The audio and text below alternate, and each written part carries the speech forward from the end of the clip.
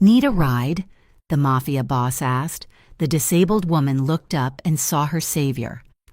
The morning light in Riverton was gray and unforgiving, filtering through the grime of the single window in Hannah Cole's bedroom. It was 6 in the morning, the time when the city was still waking up, but the ache in her right leg had been awake for hours. Hannah sat up on the edge of her mattress, taking a deep breath to steel herself against the day. She reached for the composite brace resting against the nightstand. The heavy plastic and metal contraption looked more like a piece of industrial machinery than a medical device, but it was the only reason she could walk at all. She strapped it on with practiced mechanical movements.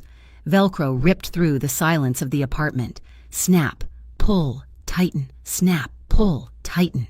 The familiar pressure clamped around her calf and thigh, stabilizing the shattered bones that never quite healed right after the accident 3 years ago.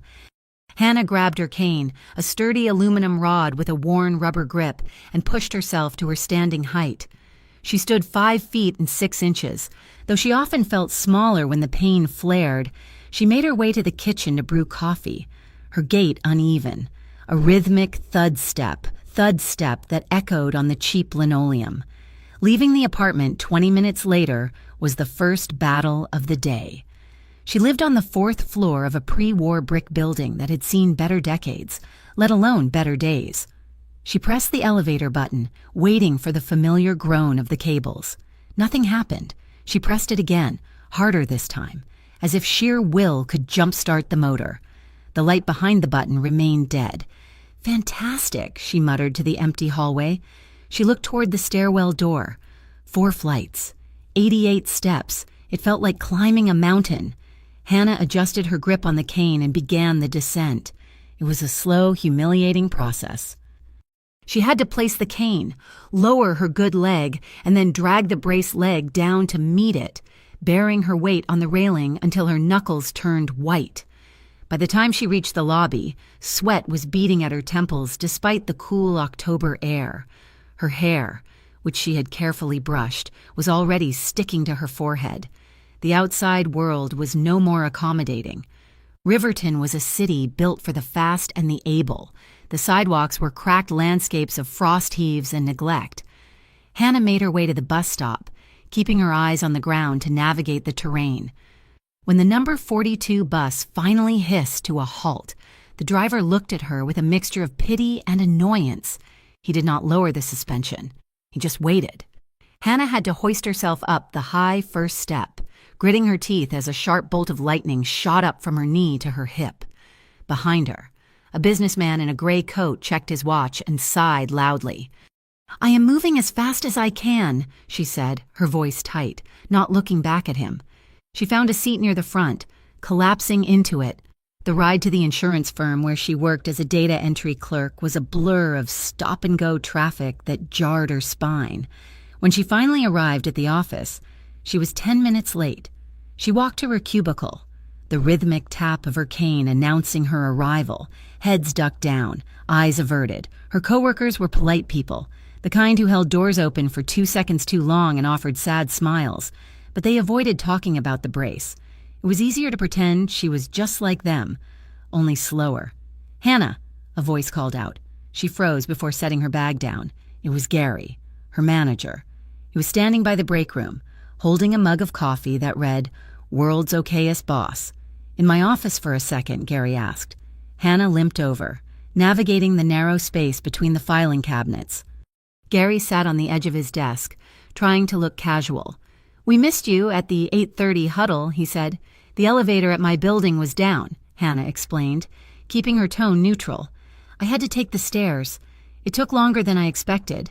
Gary nodded sympathetically, but his eyes were cold. "I get it. I really do. But we are entering the busy season. Hannah, the client load is increasing by 20% next month. We need people who can keep up with the pace. If getting here on time is going to be a consistent struggle, we might need to look at adjusting your hours to part-time, just until you get things sorted." Panic flared in her chest. Part-time meant losing her health benefits. Losing benefits meant paying out of pocket for physical therapy, which she was already barely affording. "It will not be a problem," Hannah said, forcing her spine straight. "I will be here." "Great," Gary said, clapping his hands together. "That is what I like to hear." Lunch was no better. Hannah sat in the break room, staring at a Tupperware container of pasta she had no appetite for. Her phone buzzed. Unknown number.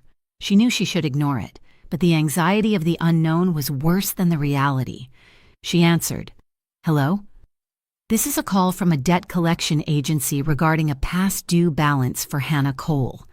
A droning voice said, "We are attempting to collect a debt of $3,420 owed to Riverton General Hospital." Hannah squeezed her phone, her knuckles turning white. She lowered her voice, turning away from the microwave where a coworker was heating up soup. "I told the hospital that was a coding error," Hannah whispered harshly. "That procedure was supposed to be covered under my catastrophic injury clause. The insurance company already sent the denial letter back for review. We have the debt listed as valid, ma'am," the voice said, bored and detached. "If you cannot pay the full amount today, we can set up a payment plan of $200 a month." "I do not have $200 extra a month," Hannah hissed, tears pricking the corners of her eyes. She felt trapped, a small animal caught in a snare of red tape and indifference. "I am telling you it is an error. I am not paying for a mistake someone else made. Then the collection attempts will continue. Have a nice day." The line went dead. Hannah stared at the phone, fighting the urge to throw it across the room.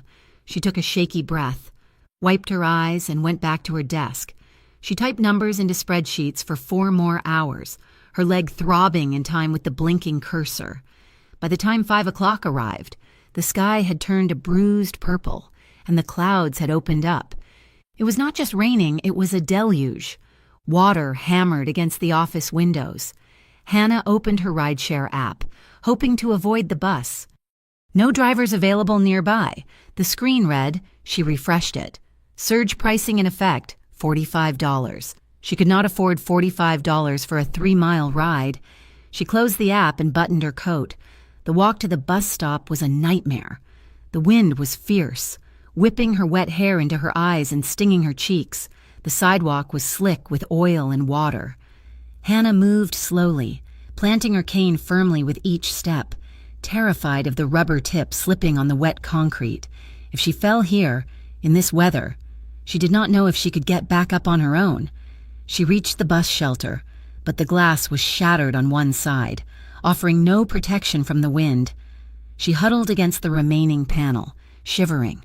She checked her watch. The bus was 5 minutes late, then 10, then 20. She looked down at the curb. The concrete ramp that led from the sidewalk to the street was cracked and upheaved by tree roots. It was a jagged mess of puddles and broken stone. Even if the bus came, getting across that gap in the dark and rain would be treacherous. A wave of exhaustion hit her so hard she almost buckled. She was 27 years old, and she felt 80.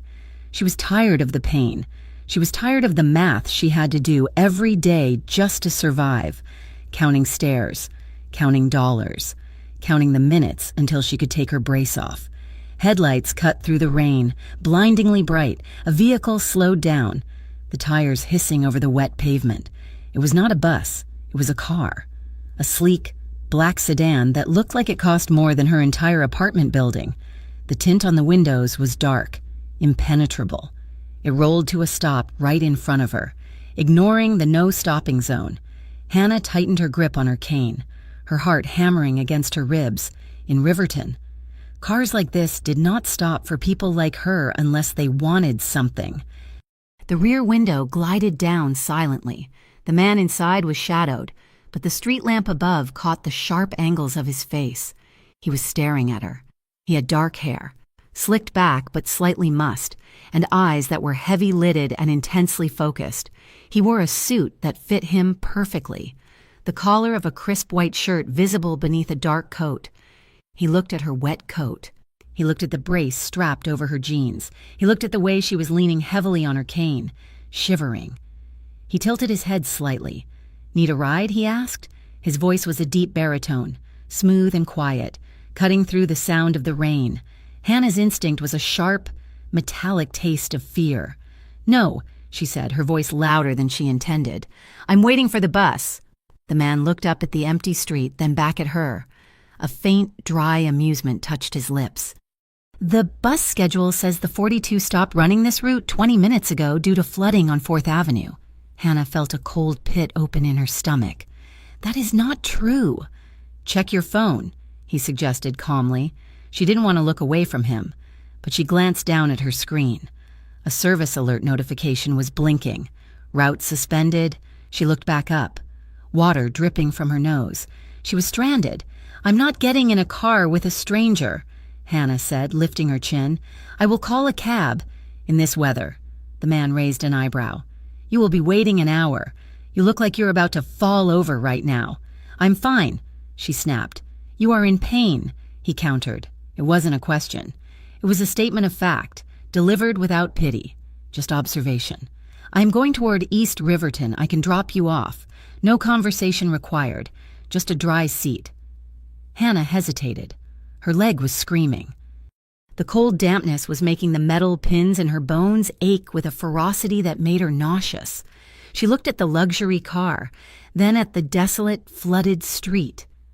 "Are you going to murder me and dump my body in the river?" she asked, her tone dripping with a cynicism she used as a shield. The man's lips quirked up again. "Not tonight. It is too wet to dig a hole. Too much mud." It was a dark joke, but it made her huff a short, surprised breath. He opened the door from the inside. The interior light flickered on, revealing cream-colored leather seats that looked impossibly soft. "Get in," he said gently. "Before you catch pneumonia." Hannah stepped off the curb, wincing as her foot landed on the uneven pavement. She maneuvered herself toward the car. The man watched her, his eyes tracking her movement, but he didn't offer to help, which she was grateful for. She didn't want him to touch her. She sat on the edge of the seat, grabbed her bad leg with both hands, and swung it inside, dragging her wet cane in after her. She pulled the door shut. The silence was instant. The roar of the rain was replaced by the low, steady hum of the engine and the soft rhythm of the windshield wipers. The air smelled of expensive leather, rain, and a hint of sandalwood cologne. "Where to?" he asked, not turning to look at her. He was looking at the driver, a silent figure behind a partition. 1040 East 10th Street, she said. The car moved forward, accelerating with a smoothness that felt like floating. Hannah kept her back pressed against the door, clutching her cane like a weapon across her lap. She risked a glance at him. He was younger than she had initially thought, maybe in his early 30s. There was a hardness to him, a kind of coiled energy that sat beneath the surface of his expensive suit. He was looking out the window, watching the city blur by. She noticed his hands resting on his knees. They were large, elegant hands, but the knuckles were scarred, faint white lines crossing the skin as if they had been broken and healed multiple times. "Thank you," she said stiffly, "for the ride." He turned his head slowly. His eyes were dark, almost black, and they swept over her face. "You should not be standing out in the cold with an injury like that. The city should fix those ramps. The city has a long list of things it should do," Hannah said. She rubbed her knee unconsciously, her palm digging into the quadricep to relieve the pressure. His gaze dropped to her hand, then back to her face. "Does it hurt?" "Only when it rains," she said. "Or when I walk, or stand." "So always," he said. "Pretty much." She looked at him, feeling bold in the safety of the cabin. "What do? You have a driver in a car that costs more than my life insurance policy?" "Are you a banker?" He chuckled, a low sound that vibrated in the small space. "Something like that. I manage investments, risk management." "That sounds incredibly boring," she said. "It has its moments," he replied.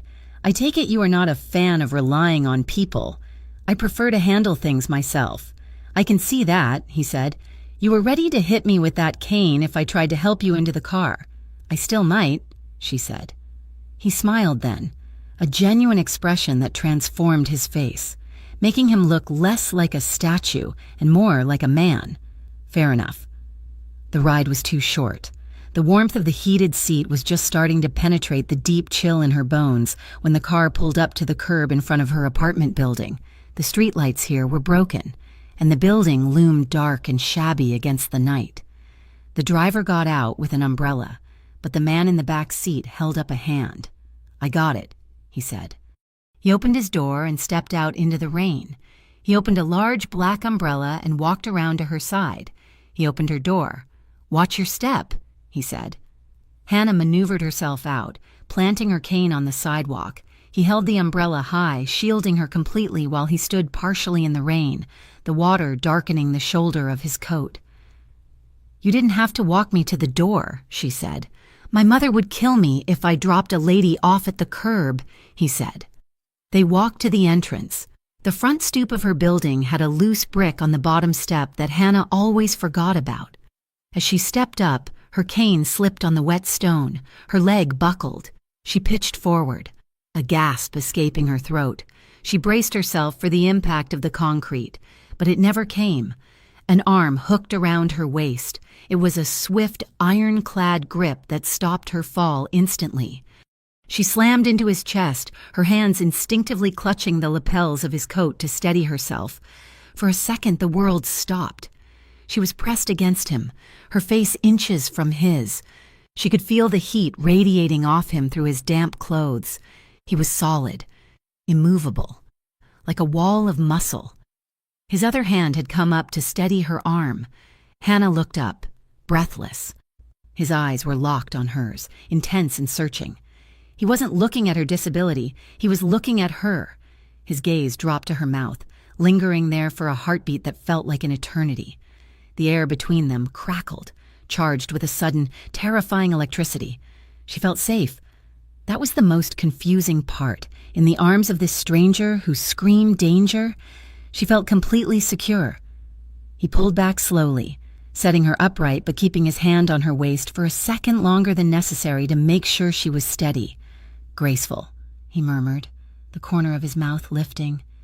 Hannah straightened her jacket, her face flushing hot. "I was testing your reflexes. Risk management, right?" He laughed softly.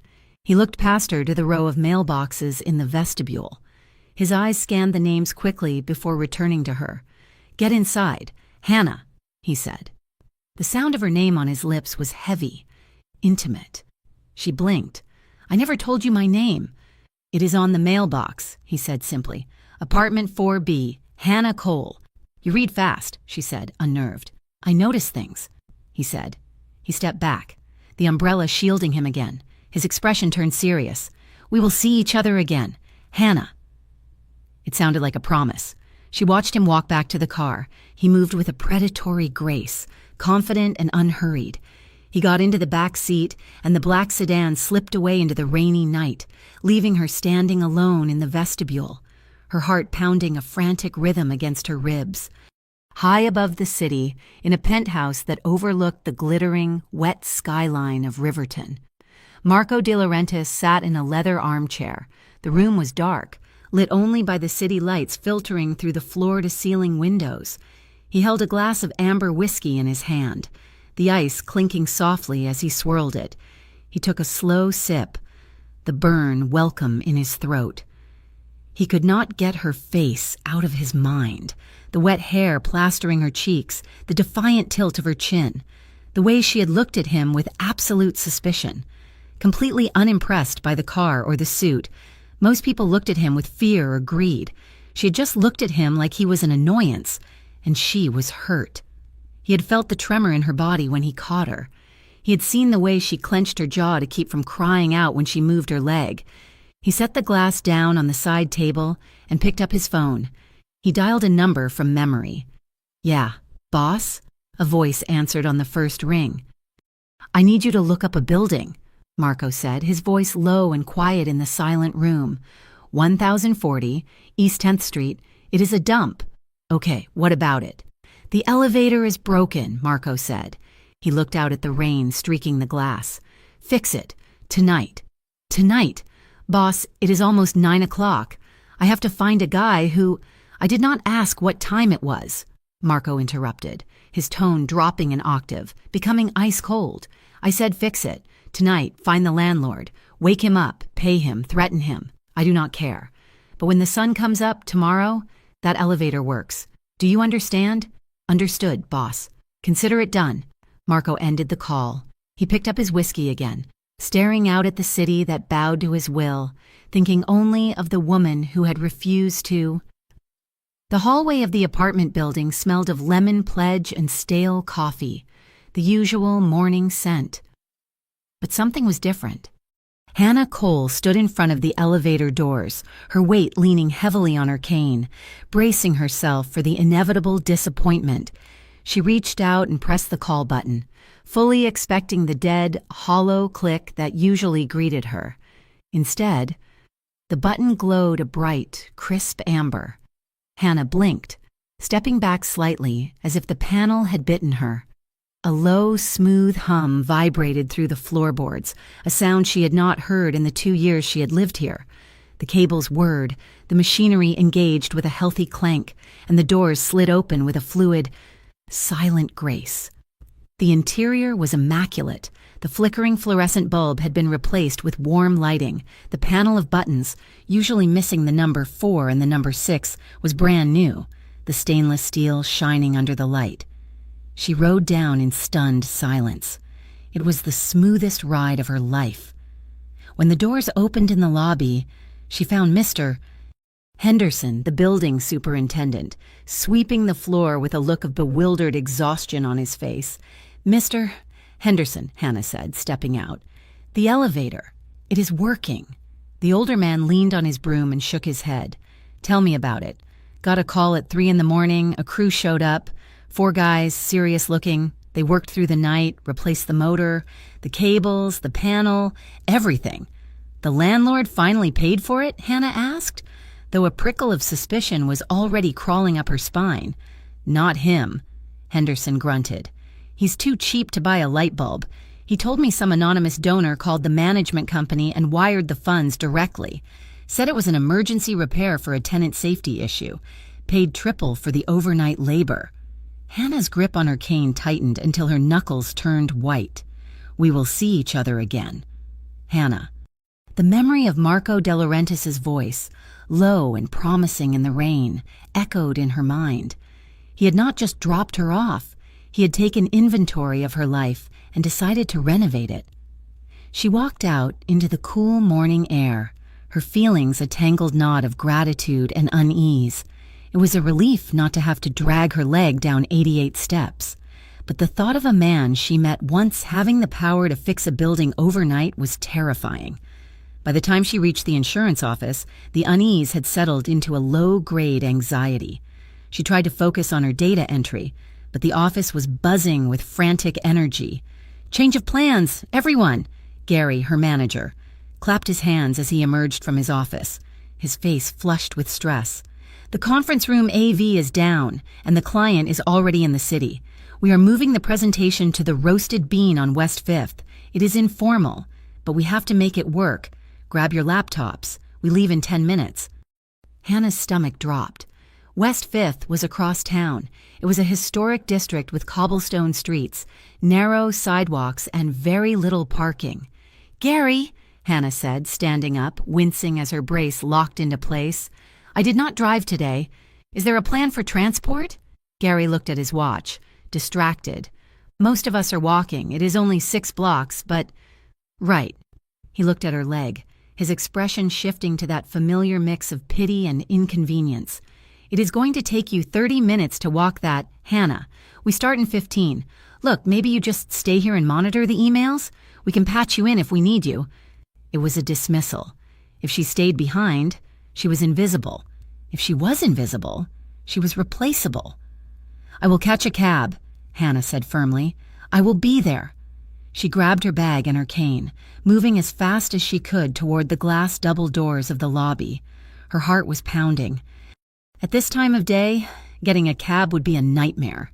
She pushed through the doors, her mind racing with logistics. How far was the curb? How uneven were the cobblestones when she stopped abruptly? A man was leaning against the exterior brick wall of her office building. He looked like a panther lounging in a petting zoo. Marco De Laurentiis wore a charcoal suit today, the fabric clearly Italian, cut to emphasize the width of his shoulders. He was checking his phone, looking bored, but the moment the doors opened, his head snapped up. His dark eyes locked onto hers instantly. Several of her co-workers, who were spilling out of the lobby behind her, slowed down. They stared. Marco stood out against the gray backdrop of mid-level office workers like a splash of blood on snow. There was an air of dangerous luxury about him that made people instinctively give him a wide berth. "Hannah," Marco said, pushing off the wall. He didn't smile, but his expression softened just a fraction. "Marco," she breathed, shocked. "What are you doing here?" "I had a meeting nearby." He lied smoothly. She could tell it was a lie because he didn't even try to make it sound convincing. "I was just checking in on a friend in the building." Gary bustled out the door then, checking his phone. "Come on, people. We're losing time. Hannah, did you call that?" He stopped, almost running into Marco's chest. Gary looked up. He was not a small man, but Marco towered over him. Marco looked down at the manager with a gaze that was polite but utterly chilling. "Excuse me," Gary stammered. Stepping back, Marco ignored him, turning his attention back to Hannah. "Heading somewhere?" "Meeting across town," Hannah said, gesturing vaguely with her cane. "I was just about to call a car." "Cancel it," Marco said. He gestured to the curb where the same black luxury sedan was idling, looking menacingly sleek. "I will take you." "I can't," Hannah said, conscious of Gary and her coworkers watching. "I am working, and your team is walking," Marco observed, glancing at the group. "You are not." He took a step closer, lowering his voice so only she could hear. The intimacy of the proximity made her breath hitch. "You can keep pretending you do not need anyone, Hannah, or we can admit that this city was not built for your knee." The honesty of the statement hit her like a physical blow. He wasn't pitying her. He was stating a tactical fact. He was acknowledging the war she fought every day against concrete and gravity. Hannah looked at Gary, who was staring at Marco with a dawning look of recognition and fear. She looked at the cobblestone street in the distance. She looked at Marco. "Okay," she said softly. Marco nodded. "Once." He turned to Gary. "She will meet you there." It wasn't a request. Gary swallowed hard. "Right, yes, of course. See you there, Hannah." Marco placed a hand gently on the small of her back, just a ghost of a touch. Guiding her toward the car, he opened the door for her, and she slid into the leather interior, the scent of sandalwood enveloping her again. The ride to West 5th was silent for the first few blocks. Hannah watched the city scroll by, her hands resting on the handle of her cane. "You fixed the elevator," she said, breaking the silence. She didn't look at him. "I heard it was broken," Marco replied, his voice neutral. "I know some people in maintenance." "You paid for it," she corrected. "Mr. Henderson said it was an anonymous donor." Marco adjusted his cuffs. "Landlords are parasites. Sometimes they need a little motivation." "Why?" Hannah turned to look at him. "Why would you do that?" He met her gaze, his dark eyes unreadable. "Because you have enough mountains to climb. Hannah, getting to your front door should not be one of them." She didn't know what to say to that. The lump in her throat was too large. When they pulled up to the roasted bean, the rest of her team was still walking, blocks away. Marco got out and held the door for her. The sidewalk here was uneven brick. He stood close, his body acting as a shield against the bustling pedestrian traffic, ensuring no one bumped into her. "Thank you," she said, feeling small but surprisingly strong standing next to him. "You are tougher than most people I know," Marco murmured, looking down at her. "Most people would have stayed in bed. You put the brace on." He waited until she was safely inside the cafe before getting back in the car. The meeting went well, largely because Hannah arrived 10 minutes early and had everything set up before Gary even walked in the door. But the dynamic had shifted. Throughout the presentation, she caught Gary looking at her with a strange, nervous respect. When the client left, Gary lingered while Hannah packed up her laptop. "So," Gary said, his voice trying for casual but landing on anxious, "that was a friend of yours this morning?" Yes, Hannah said, zipping her bag. He looks familiar, Gary said, wiping sweat from his forehead. I think I saw him in the paper. A friend of a friend mentioned the De Laurentiis family does a lot of business in the city, influence, that kind of thing. Hannah paused. She knew the name De Laurentiis. Everyone in Riverton knew the name. It was associated with construction, sanitation, shipping, and rumors, dark rumors. He's just a friend. Gary, Hannah said calmly, though her heart gave a strange little kick. Right, good. Well, good job today. Hannah, take your time getting back. No rush. That evening, Hannah sat on her couch, her leg elevated on 2 pillows, a bag of frozen peas draped over her knee. Her phone buzzed on the coffee table. It is Marco. I need to balance out my karma. I spent all day with boring men in suits. Let me take you to dinner. Help me feel like a normal guy for an hour. Hannah stared at the screen. A normal guy. There was nothing normal about him. He was dangerous. He had thrown money at her landlord to fix an elevator just because he saw her stumble once. He made her boss sweat just by standing there. She typed, I don't think you know how to be normal. He replied instantly, Teach me. I pick you up at 7, she hesitated. She should say no. She should block the number. But then she looked around her empty apartment. She looked at the brace sitting on the floor. She thought about the way he had shielded her from the crowd without touching her, the way he respected her struggle without pitying it. Okay, she typed, but if you kidnap me, my cat will be very upset. I am terrified of cats. You are safe. See you at 7 at 7 o'clock sharp. The black sedan was downstairs. Hannah had dressed carefully, wearing a black wrap dress that fell below her knees but still showed the outline of the brace. She wasn't going to hide it. Marco was waiting outside the car. He wore a dark blue shirt, the top button undone. No tie. He looked devastating. You look beautiful, he said. And he said it with a gravity that made her flush. They went to a restaurant called Vietri. It was an upscale Italian place tucked away in a quiet corner of the city, the kind of place with no sign out front, just a heavy wooden door. As they walked from the car to the entrance, Hannah was acutely aware of her rhythm. Step, click, drag, step, click, drag. Usually, men walked ahead of her, impatient or hovered anxiously, trying to help. Marco did neither. He slowed his long stride to match hers perfectly. He walked on her left side, the side of her injury, creating a subtle barrier between her and the street.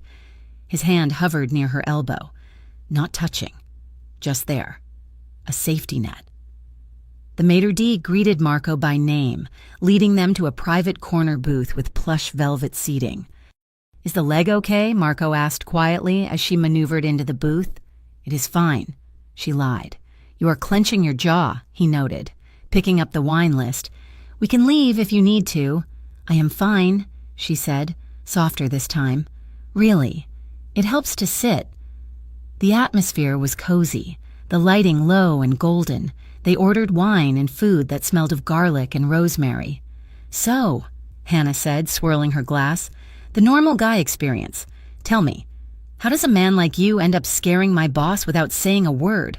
Marco smiled, a crooked, boyish thing that didn't quite reach his eyes. I grew up poor. Hannah, right here in Riverton. My father was a docker. We didn't have much.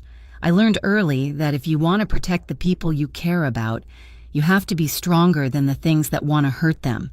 Sometimes, looking scary is enough to keep the wolves away. And are you a wolf? She asked. I am the shepherd, he said, his voice dropping. But sometimes the shepherd has to have sharp teeth. He turned the conversation to her. Tell me about the leg. If you want to. Hannah traced the rim of her glass. 3 years ago, a hit and run. I was crossing the street. The light was green.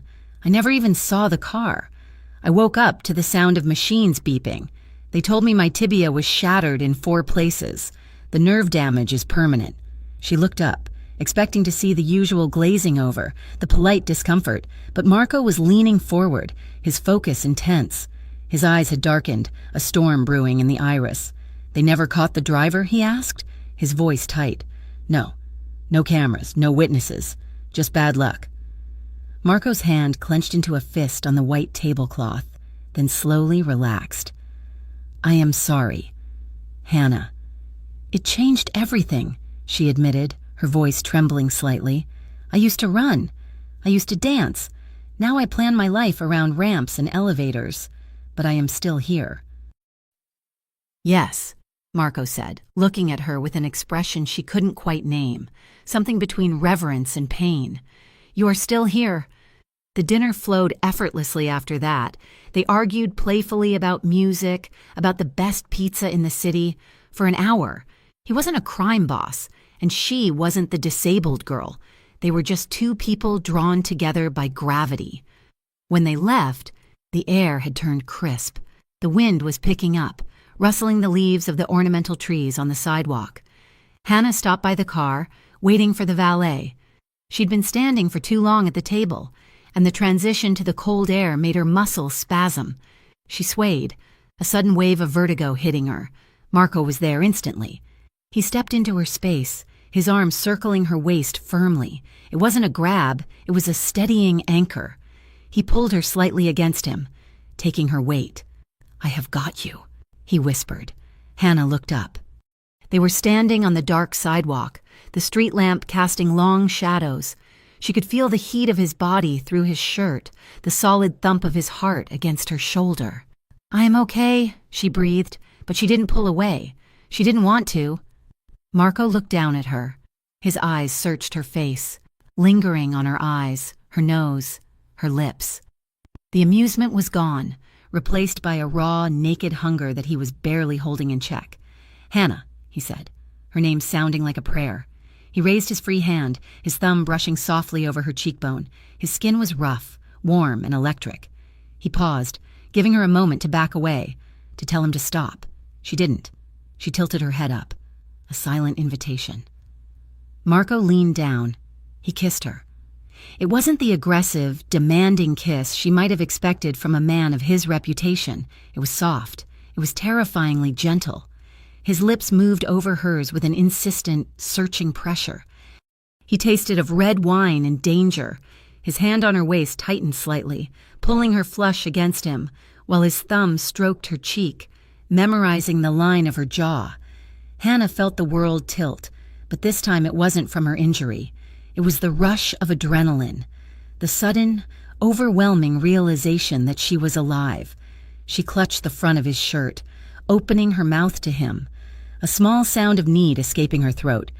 He groaned low in his chest, deepening the kiss for just a second, stealing her breath before he pulled back. They stood there, foreheads resting against each other, breathing the same air.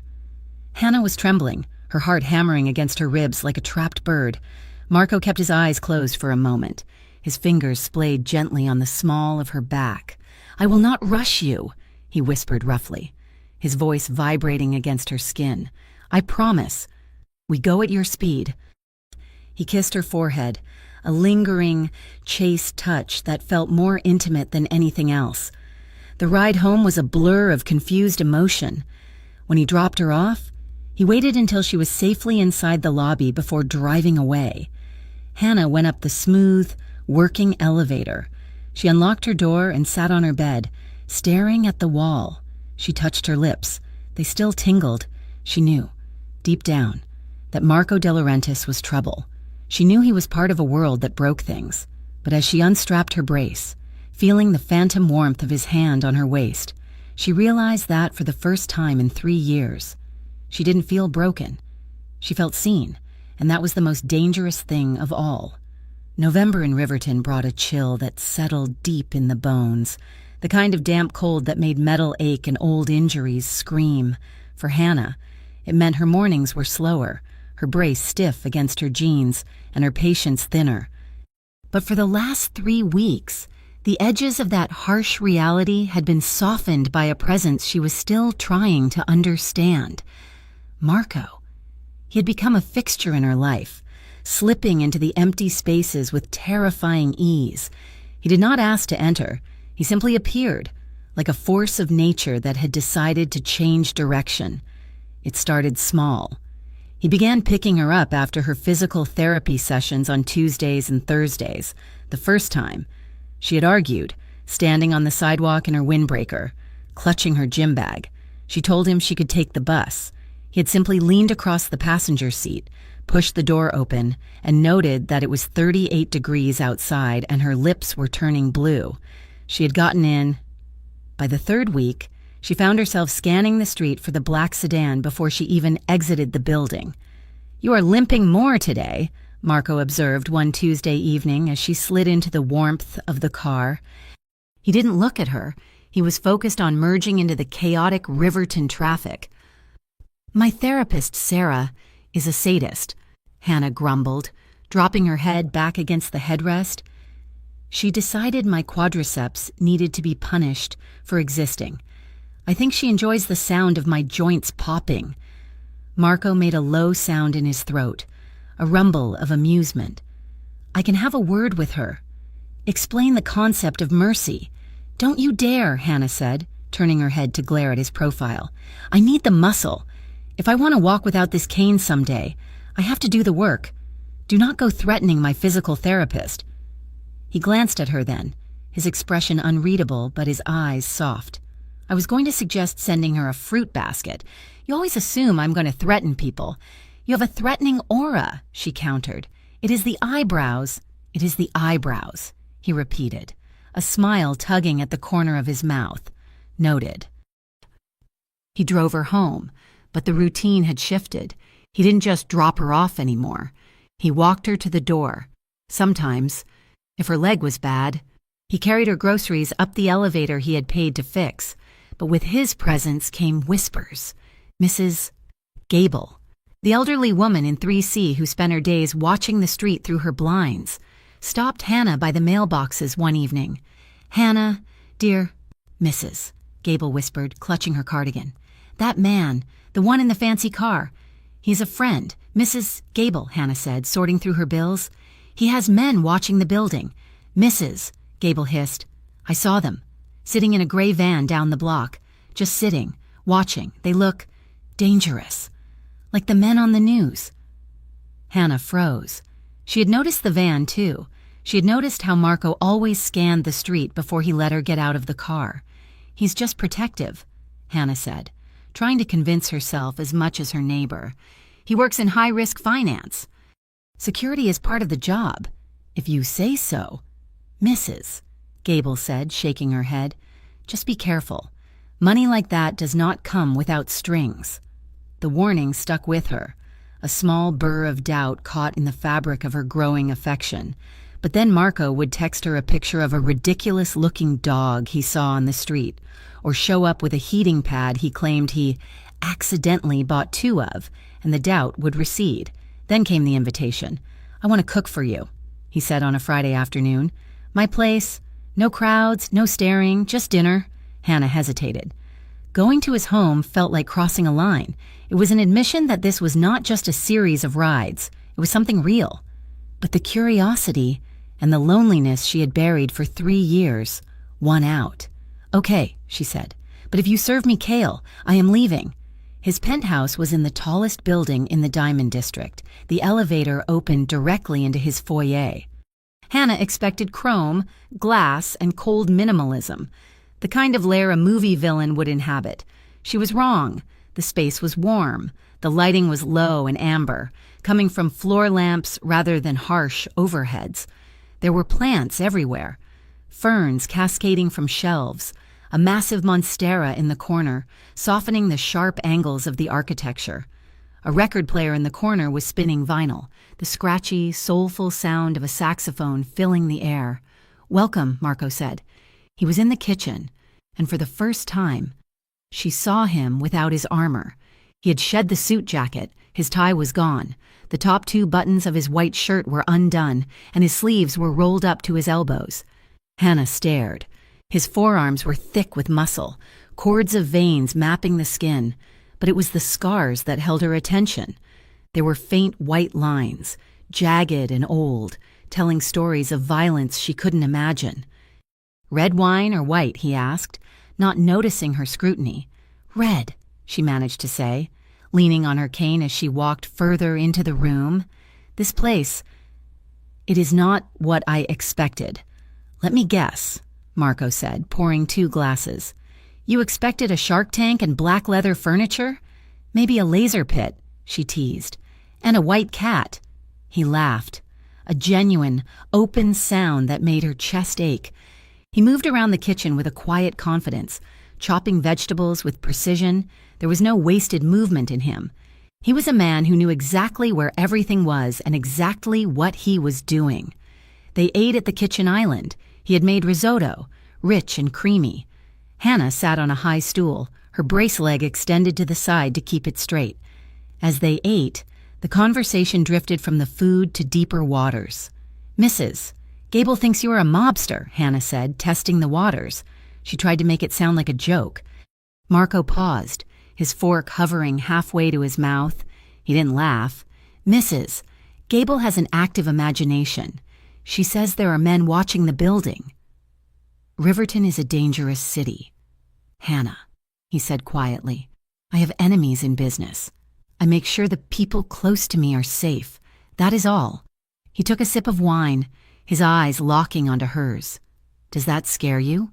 "A little," she admitted, "but mostly, I just wonder why you care. I am a clerk at an insurance firm. I walk with a cane. I am not exactly a high-value asset." "Is that how you see yourself?" Marco asked. "A broken asset." Hannah looked down at her plate. "It is how the world sees me. Before the accident, people looked at my face. Now, they look at the brace first. They see the limp. They assume I am weak. They assume I need help with everything. Sometimes I feel like I am just a collection of medical codes and limitations." Under the counter, Marco's knee brushed against hers. She flinched instinctively, but he didn't pull away. He left his leg there, a warm, solid pressure against her own. It was a silent anchor. "I do not see a collection of codes," Marco said, his voice rough. "I see a woman who climbs 4 flights of stairs because she is too proud to ask for help. I see someone who fights for every step." He set his glass down. "You worry about being seen as broken. I worry about being seen as a monster." Hannah looked up. "A monster? People see the money," he said. "They see the influence. They call me a king in this city. But kings have to make hard choices. They have to cut things out to save the body. Some nights, I cannot sleep because of the things I have had to do to keep my world spinning. I look in the mirror and I do not see a man. I see a weapon." The silence that followed was heavy, but it wasn't oppressive. It was the silence of 2 people dropping their shields and realizing they had the same scars, just in different places. "I do not see a weapon," Hannah whispered. "I see the man who fixed my elevator." Marco looked at her, and the intensity in his gaze made her breath hitch. "I should go," she said, suddenly overwhelmed by the current running between them. "It is getting late." She tried to stand. She put her weight on her right leg, forgetting for a split second that she had been sitting for an hour. Her muscles had seized. The knee buckled instantly. "Whoa," Marco said. He was there before she could even gasp. He moved with that blurring speed she had seen once before. His hands caught her waist, stopping her fall, but instead of just steadying her, he lifted her. It was effortless. He picked her up as if she weighed nothing and set her gently onto the edge of the granite counter. Hannah gasped, her hands clutching his shoulders for balance. Suddenly, she was eye level with him. He stepped between her knees, his hands resting firmly on her hips, securing her. "Are you okay?" he asked, his voice low. My leg fell asleep," she stammered. "It happens." "I have got you," he said. They were inches apart. She could feel the heat radiating from his chest through the thin fabric of his shirt. She could smell the soap on his skin, the wine on his breath. His gaze dropped to her lips, then back up to her eyes, searching. He wasn't taking, he was asking. Hannah's heart hammered against her ribs.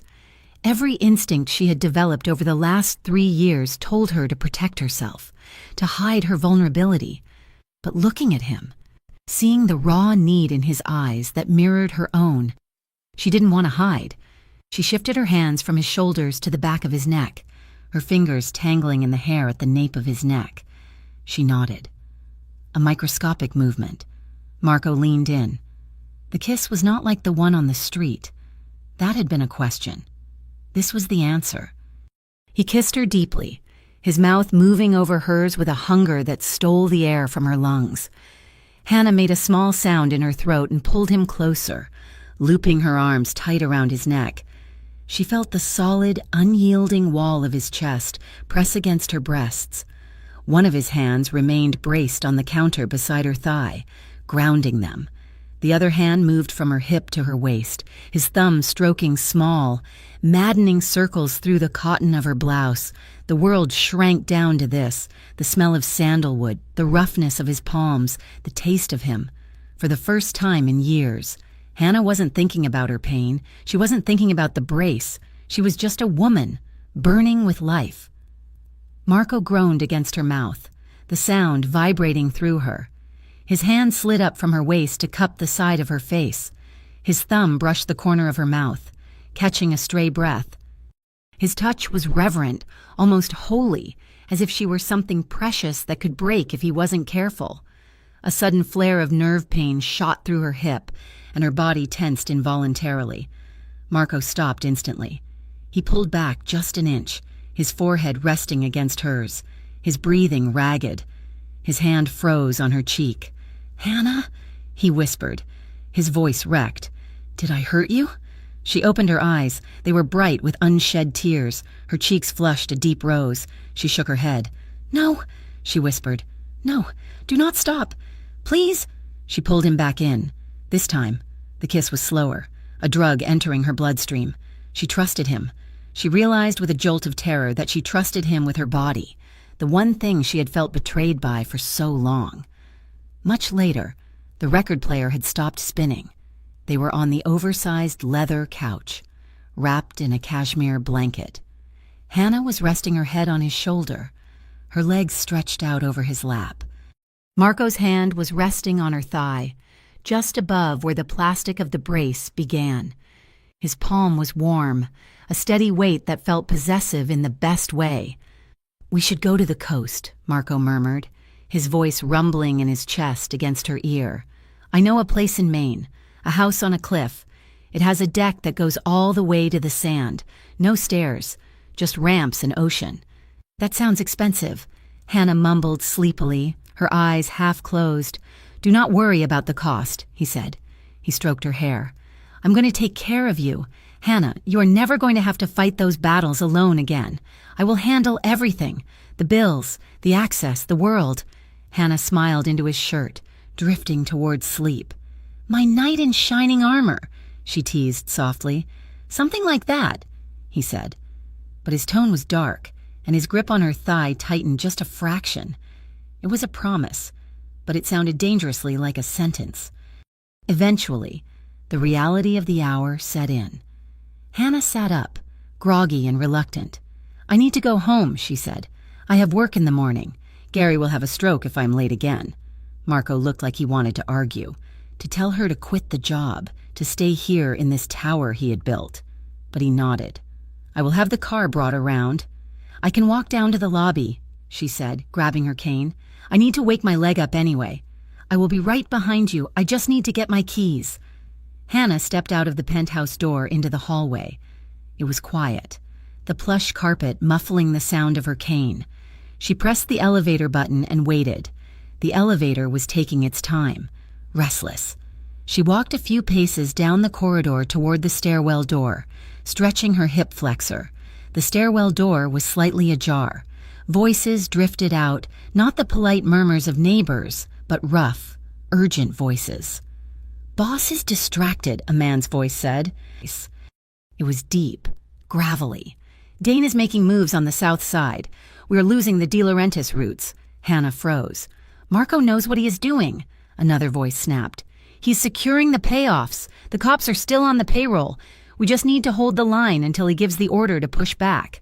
If he doesn't give the order soon, there is going to be blood in the streets.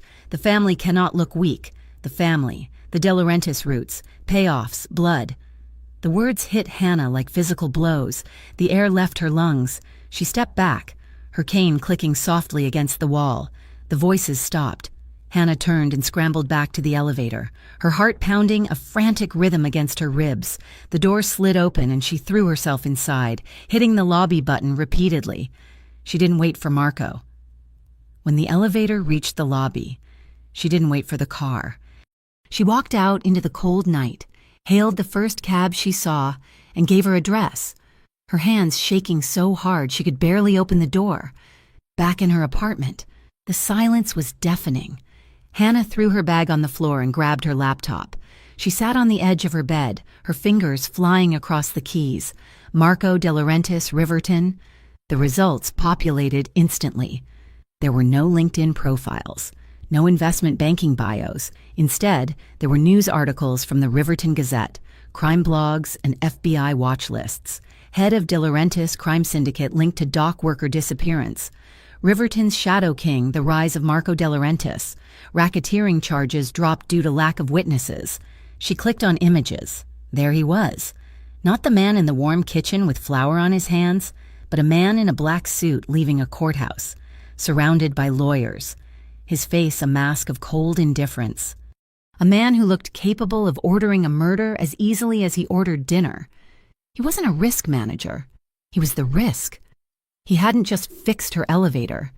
He had likely threatened the landlord. The friends he mentioned were henchmen. The business was extortion. And the hit and run? The accident that ruined her leg? He was part of the world that created that chaos. The world of fast cars, reckless men, and violence that spilled over onto innocent sidewalks. Hannah felt bile rise in her throat.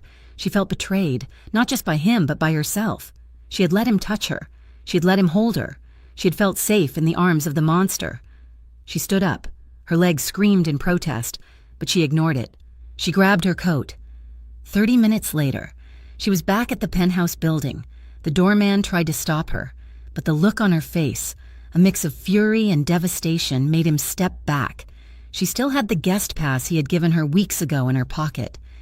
She rode the elevator up, her breath coming in short, sharp gasps. She didn't knock. She shoved the door open. Marco was in the living room pouring a drink, looking worried. He looked up as she stormed in. "Hannah?" He took a step forward, relief washing over his face.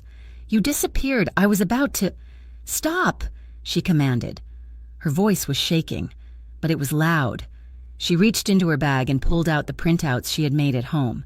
She threw them at him. The papers fluttered through the air, landing on the expensive rug between them. "Tell me this is a lie," she demanded, tears burning her eyes. "Tell me you are not him. Tell me you are not the head of a crime family." Marco looked down at the papers. He didn't flinch. He didn't look surprised. He just looked tired. "I cannot tell you that," he said quietly. "So it is true," she choked out. "Everything, the extortion, the violence, the fear people have when they hear your name." "It is my life, Hannah," he said, taking a step toward her. "It is the world I was born into, but with you—" "Do not put this on me," she screamed, stepping back. "You lied to me. You let me believe you were just some rich guy who happened to care. You let me open up to you. You let me trust you." "I never lied," Marco said, his voice rising, desperate. "I just didn't tell you the ugly parts because I wanted one place in my life that wasn't stained by it. I wanted you to see me, not the reputation." "You manipulated me," she accused, the tears finally spilling over. "You fixed my elevator. You fixed my insurance. You tried to buy my safety. Did you think I would be so grateful I wouldn't care where the money came from? Did you think because I am broken, because I am desperate, that I would take any scrap of affection you threw at me?" Marco flinched as if she had slapped him. "No, Hannah, no, that is not it. I love you." The words hung in the air, terrible and heavy. "You do not love me," Hannah whispered, her voice breaking. "You love having something weak to protect. You love playing the savior, but you are not a savior. Marco, you are just another man who destroys things." She turned around. "Hannah." "Wait," he pleaded. He reached for her arm. "Do not touch me," she hissed, whipping around. "Do not you ever touch me again." She saw the devastation in his eyes, the crack in the armor of the King of Riverton, but she couldn't stay. The memory of his gentle hands on her waist was now twisted up with images of violence. She walked out the door, her cane hitting the floor hard with every step, leaving him standing alone in the beautiful, warm cage he had built, surrounded by the scattered papers of his sins. The silence on Hannah's phone was louder than any ringtone. For the first time in weeks, the screen remained dark, devoid of the checking-in texts, the photos of ugly dogs, and the solicitous questions about her pain levels. She had blocked Marco's number 3 minutes after leaving his penthouse, her fingers trembling so hard she had almost dropped the device. Her life in Riverton returned to what it had been before the rain brought him to her curb, a series of gray, exhausting hurdles. She woke up, strapped on the brace, navigated the stairs. The elevator was working perfectly now, a silent, mocking reminder of him, and went to work. But the color had drained out of the world. At the office, she typed data into spreadsheets until her eyes blurred. Her coworkers avoided her, sensing the dark cloud that hung over her cubicle. The physical pain was a constant, familiar hum in her background, but the emotional numbness was new. It was a heavy, suffocating blanket. She told herself she was better off. She told herself that a man like Marco De Laurentiis, a man whose name appeared in police blotters and whispered warnings, was a cancer she had cut out just in time. But at night, when the apartment was quiet and the city lights cast long shadows across her ceiling, the resolve crumbled. She replayed the way he had slowed his walk to match hers without being asked. She remembered the tremor in his voice when he admitted he felt like a monster. She remembered the warmth of his kitchen and the way he had held her on the counter, as if she were the only solid thing in his spinning world. She missed him with a physical ache that rivaled the nerve damage in her leg. Across the city, in a boardroom that smelled of lemon polish and fear, Marco De Laurentiis was falling apart. He sat at the head of a long mahogany table, staring out the window at the skyline. His lieutenants were arguing about shipping manifestos and territory disputes in the South Ward, but their voices sounded like static. "Boss," a man named Sal said, hesitating, "the union rep needs an answer on the dock expansion by Friday. If we push back, they strike." Marco did not turn his head. "Pay them what they want." The room went silent. "Boss?" Sal asked, confused. "That cuts our margin by 12%. You said last week we needed to squeeze them." "I said pay them," Marco snapped, slamming his hand onto the table. The sudden violence of the movement made 3 men flinch. Marco turned his dark, furious gaze on them. "Are you deaf? Give them the raise. Keep the docks quiet. I do not have time for a strike right now." He stood up, buttoning his jacket, and walked out of the room, leaving his associates staring at each other in bewilderment. Marco paced his office, running a hand through his hair.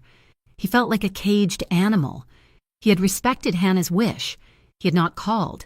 He had not shown up at her door. But the silence was driving him insane. He picked up his burner phone and dialed a number. "Status!" he barked. "She is at work," a low voice replied. "She skipped lunch again. She looks tired, boss. She's limping pretty bad today." Marco gripped the phone until the plastic creaked. "Did she take the bus?" "Yeah, the ramp was working, though." "Keep eyes on her," Marco ordered, his voice dropping to a growl. "If anyone looks at her wrong, if anyone gets within 5 feet of her, you step in, but do not let her see you. She cannot know you are there." "Understood." Marco hung up and leaned his forehead against the cool glass of the window. He was a man who controlled unions, politicians, and millions of dollars in illicit trade, but he could not make one stubborn woman eat a sandwich or take a cab. 2 weeks into the silence, Hannah had a routine checkup at Riverton General. She sat on the crinkly paper of the exam table, dreading the walk to the billing department afterward. Her insurance had denied the last round of cortisone shots, and she knew the balance was climbing toward terrifying heights. "Doctor," Evans came in, looking cheerful. He checked the range of motion in her ankle, humming to himself. "Everything looks stable. Hannah," he said, "the inflammation is down slightly. Whatever you are doing, keep doing it."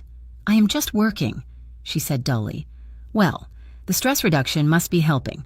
"Doctor," Evans said, He handed her a file. "And I see the billing office finally sorted out that mess with your account. It is good to see a zero balance for once." Hannah froze. "Excuse me?" "The balance." "Doctor," Evans said, washing his hands. "The outstanding copays, the deductible, the denied claims from last year. It was all cleared up on Tuesday. Third-party adjustment." Hannah's heart began to hammer. "I did not pay that." "Doctor," Evans shrugged. Maybe the insurance finally caved. "Don't look a gift horse in the mouth, right?" Hannah left the office, but she didn't go home. She went to a library with public computers. Afraid to do this search on her work network, she logged into her patient portal. Balance $0. Payment source: Aurora Holdings, LLC. She opened a new tab. She searched for Aurora Holdings. It was a generic investment firm registered in Delaware. She dug deeper, following the trail of digital breadcrumbs she had learned to spot during her time in data entry.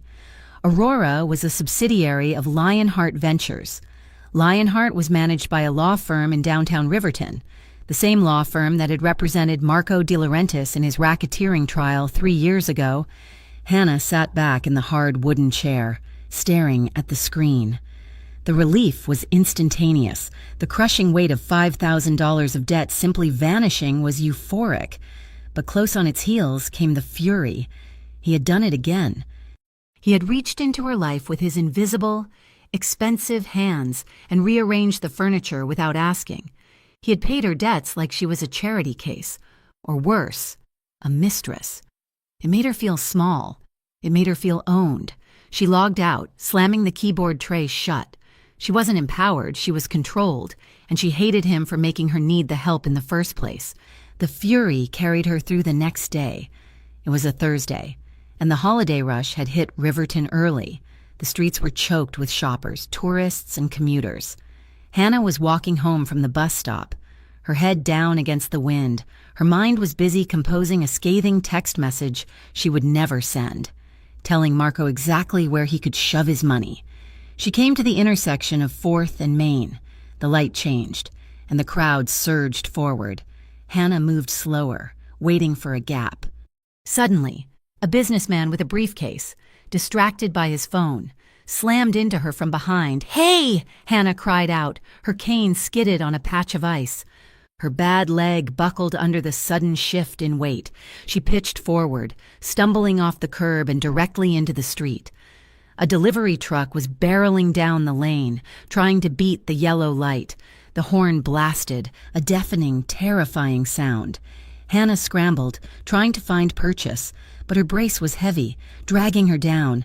She saw the grill of the truck. She saw the headlights. She squeezed her eyes shut, bracing for the impact. It never came. A hand clamped onto the back of her coat. It was a grip of iron. She was yanked backward with such force that the air left her lungs. She flew back onto the sidewalk, colliding with a solid wall of a chest. The truck roared past, the wind of its passage whipping her hair across her face. Hannah gasped, clutching the arms that were now wrapped tightly around her. She looked up. Marco was there, and he was breathing hard, his face pale, his eyes wide and wild with a terror she had never seen in him before. He held her as if he was trying to fuse her bones back together with his own strength. "Watch where you are going!" Marco roared. He wasn't yelling at her. He was yelling at the businessman who had bumped her. The man was cowering, stammering apologies, looking at the murderous rage on Marco's face. "Get out of here," Marco snarled, his voice a low, lethal threat. "Before I break your legs." The man scrambled away, disappearing into the crowd. Marco turned his attention back to Hannah. His hands ran over her arms, her shoulders, checking for injuries. His touch was frantic. "Are you hit?" he demanded, his voice shaking. "Did you twist the knee? Talk to me, Hannah." "I am fine," she wheezed, her heart pounding so hard it hurt. I am okay." She looked at him. He was wearing a wool coat, but he looked like he had been running. He had been there. He had been watching. "You were following me," she accused, pulling away from his grip. "I have men on the block," Marco admitted, not bothering to lie. "I was in the car around the corner. I saw him hit you." "You have people stalking me?" "Protecting you," Marco shouted, the control finally snapping. "Look what just happened. If I wasn't here, You would be under that truck." They stood on the busy sidewalk, breathing heavy clouds of steam into the cold air. The adrenaline was fading, replaced by the crushing weight of everything unsaid between them. Hannah looked at his face, lined with exhaustion, fear, and a desperate, hopeless love, and felt her anger warring with her gratitude. "I need to sit down," she whispered, her legs suddenly turning to jelly. Marco's expression softened instantly. "Okay, come on."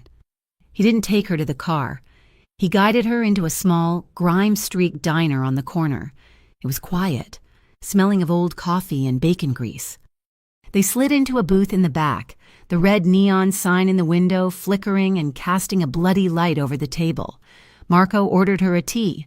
He sat across from her, his hands clasped tightly on the table, staring at her as if she might vanish if he blinked. "You paid my medical bills," Hannah said. "It wasn't a question." Marco nodded. "I did. I did not ask you to do that." "I know, but I have the money, and you have the debt. It was simple math to me." "It is not math, Marco. It is control. It is care," he corrected gently. "But call it what you want. I could not sleep knowing you were worrying about money while I have millions sitting in accounts doing nothing." Hannah wrapped her hands around the warm mug the waitress set down. She looked at the steam rising up. She had to ask. The question had been rotting inside her since the night she found out who he was. "The hit and run," she said, her voice raw. Marco went very still. 3 years ago," Hannah continued, looking up to meet his eyes. "Riverton General. The police never found the driver. You run this city, Marco. You know everything that happens on these streets. Was it you?" "No," Marco said instantly. "I was not driving. But do you know who was?" Marco looked away. He looked at the cracked vinyl of the booth seat. He took a deep breath. And when he looked back, his eyes were full of a profound shame. "It was a kid," Marco said quietly. 19 years old. He was running packages for the De Laurentiis family. He got spooked by a rival crew, Dane's men. They were chasing him. He ran a red light on 4th Avenue. Hannah felt the blood drain from her face. "He was working for you." "Indirectly," Marco whispered. "He was a runner. After he hit you. He panicked. He came to us. We got him out of town.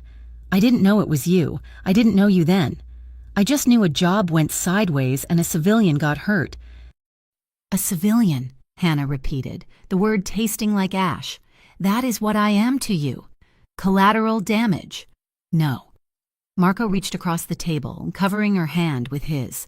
"Hannah, please." She pulled her hand away as if he had burned her. Tears blurred her vision, hot and stinging. "You created this," she said, her voice trembling. "The world you live in. The wars you fight over territory and money. It is the reason I cannot walk without this brace. It is the reason I am in pain every single day. And you have the audacity to try and fix it with money? You think paying my bills wipes the slate clean?" "I know it doesn't," Marco said, his voice breaking. "I know my hands are dirty. Hannah, I know I am part of the machine that hurt you. Why do you think I couldn't stay away? Why do you think I watched you from the car tonight? Because every time you limp, I feel it. Every time you wince, it cuts me. Then let me go," she whispered. "I can't," he admitted, looking at her with a terrifying vulnerability. "I have tried, for 2 weeks. I have tried to convince myself to let you be. But the thought of you out here, alone, vulnerable, it kills me. I can't walk away from you. I do not know how." "That is not love," Hannah said, sliding out of the booth. "That is guilt." She grabbed her cane and walked out of the diner. Marco followed her. He caught up to her on the sidewalk, under the flickering neon light. "It is not just guilt," he shouted, grabbing her arm to spin her around. "Do not tell me what I feel. You think I care about anyone else like this. You think I stand in the rain for anyone else. It doesn't matter," she shouted back, "because your hands are stained. Marco, you can wash them, you can put on expensive suits, but the blood is still there, and it is my blood." The accusation hung in the cold air. Marco looked as if she had stabbed him. "I am trying," he whispered, stepping closer. I am trying to change things. I'm steering the family away from the violence, but I cannot do it overnight. I cannot wait for you to find a conscience, Hannah said, sobbing now. He stepped into her space, unable to help himself. He wrapped his arms around her, pulling her against his chest. Hannah fought him for a second, pushing against his shoulders, but then the grief overtook her. She crumbled, her fingers twisting into the wool of his coat, burying her face in his neck.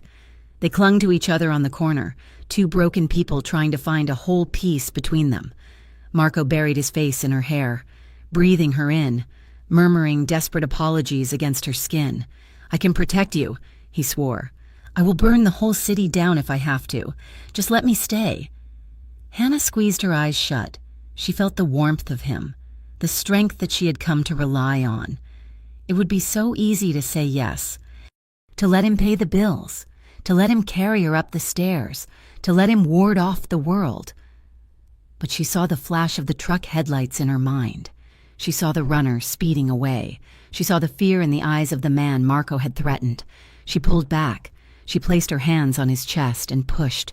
"No," she whispered. Marco let her go, his hands falling to his sides. "I cannot be with you, Marco," she said, her voice steadying. "I cannot look at you and not see the thing that broke me. And I cannot live my life waiting for the next car to hit me because of your enemies. I cannot live in fear. Hannah, goodbye, Marco." She turned and walked away. She forced herself to walk with an even, steady rhythm, planting her cane firmly, refusing to look back. She knew if she looked back, she would run to him. In the weeks that followed, Hannah rebuilt her life. This time, she built it with a new kind of mortar. She kept her job, but she stopped letting Gary push her around. When he asked her to stay late, she said no. She started looking for freelance editing work, building a portfolio that would eventually let her work from home. She went to physical therapy with a vengeance. She stopped looking for quick fixes and focused on strength. And she started volunteering. Every Saturday, she took the bus to the Riverton Community Center. It was a rundown brick building on the east side that offered programs for people with disabilities. Hannah started by answering phones, but soon she was leading a support group for accident survivors. She sat in a circle of folding chairs with veterans, stroke survivors, and kids with cerebral palsy. She told her story. She listened to theirs. She helped them navigate the labyrinth of insurance claims and accessibility rights for the first time since the accident. She wasn't just surviving her disability, she was using it. She found a fierce, burning purpose in being an advocate. She realized she didn't need a savior in a black car. She could be her own savior. But while Hannah was finding her light, the shadows in Riverton were lengthening. Across town, in a warehouse that smelled of rust and illicit cigarettes, a man named Victor Dane was looking at a series of photographs spread out on a metal table. Victor was the opposite of Marco. Where Marco was calculated and polished, Victor was chaos and cruelty. He had been losing territory to the De Laurentiis family for months, and he was getting desperate. He picked up a photo. It was grainy, taken with a long-lens camera. It showed Marco De Laurentiis standing outside a diner, his face buried in the neck of a woman with curly hair and a leg brace. "This is her?" Victor asked, his voice like grinding glass. "Yeah," a henchman replied. "Hannah Cole, civilian, works in insurance. Marco has had men watching her 24/7 for a month. He is obsessed." Victor smiled, and it was a terrifying expression. He tapped the photo with a dirty fingernail. "Marco has always been so careful," Victor mused. "So untouchable. But everyone has a heart, somewhere, and hearts can be broken." He looked at the man. "Pull the boys off the shipping lanes," Victor ordered. "We are changing targets. We are going to take the King of Riverton down, and we are going to use his little broken queen to do it." The winter wind in Riverton was not just cold, it was predatory. It whipped down the narrow alleyways of the east side, rattling the chain-link fences of the community center where Hannah Cole had spent the last 8 hours. She buttoned her coat to her chin, her fingers stiff, and pushed the heavy metal door open with her shoulder. It was 9 o'clock at night. The street was deserted. Hannah adjusted her grip on her cane. the familiar rubber handle feeling slick in her gloved palm. She was exhausted, her right leg a burning column of ache after a day of standing and filing paperwork, but it was a good kind of exhaustion. It felt like she had built something today, rather than just surviving. She walked toward the bus stop, the rhythmic click-drag of her gait echoing off the brick walls. The streetlights here were sparse, casting long, skeletal shadows across the pavement. A prickle of unease danced along the back of her neck. Hannah stopped. She turned, scanning the street behind her. A stray cat darted under a dumpster. A newspaper tumbled in the wind. There was no one there. "You are being paranoid," she whispered to herself, forcing her feet to move. "Stop watching for shadows." She reached the bus stop, a lonely bench under a flickering light. She checked her phone. The bus was due in 4 minutes. A gray van turned the corner. It was moving too fast. The tires screeched against the asphalt as the driver slammed on the brakes, the vehicle swerving violently to the curb right in front of her. Hannah's heart stopped. She took a step back, raising her cane instinctively. The side door slid open with a harsh metallic grind. 3 men jumped out. They were wearing ski masks and dark, nondescript clothing. "No!" Hannah shouted, the sound tearing from her throat. She tried to turn, to run, but her body betrayed her. Her braced leg locked up in panic, refusing to pivot quickly enough. The first man lunged for her. Hannah swung her cane with all the strength she had. The aluminum rod connected with the man's shoulder with a solid thwack, eliciting a grunt of pain, but there were too many of them. The second man grabbed her from behind, pinning her arms to her sides. The third grabbed her legs. "Let me go!" she screamed, kicking out wildly. Her heavy boot connected with a shin, but the grip on her was ironclad. They lifted her off the ground. The world spun. The streetlight, the dark sky, the dirty pavement. Her cane was wrenched from her hand. It clattered to the ground, bouncing once before rolling into the gutter. Terror, cold and absolute, washed over her. She filled her lungs with air, needing to scream one name. It was the only name that mattered. "Marco!" The scream was cut short as a rough hand clamped over her mouth. She was thrown into the back of the van. The door slammed shut, sealing her in darkness, and the vehicle roared away, leaving nothing behind but a scuffed cane lying alone on the sidewalk. In the executive boardroom of De Laurentiis Shipping, the air was thick with smoke and tension. Marco De Laurentiis stood at the head of the table, his face a mask of bored irritation. He was listening to a union representative drone on about overtime pay for the night shift.